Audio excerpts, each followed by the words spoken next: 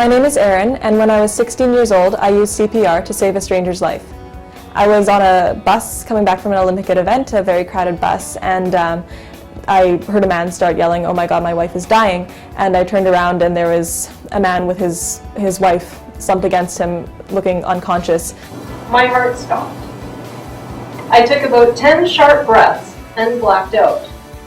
Chris laid me on the seat of the bus, checked my pulse, and couldn't find one.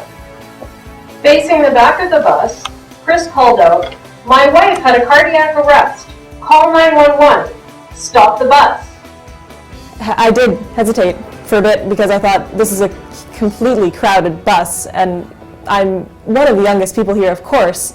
There's got to be a doctor or somebody much more medically trained than I am. I mean, I'm 16 years old. There's no way that I should have to do this. After prompting from my mom, who, after I hesitated for a bit, feeling pretty scared, she told me to go over, and I went over. Chris had never felt such relief.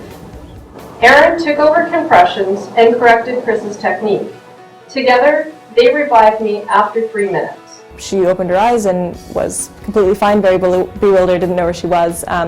At that point, the buses stopped. Somebody had called 911 and the ambulance showed up 2 minutes later, and Sandra got off the bus and sat down on the stretcher, and that's the last I saw of her for a while until we managed to meet up. I guess I knew that I had to step in when nobody else did. I guess it's a little bit strange.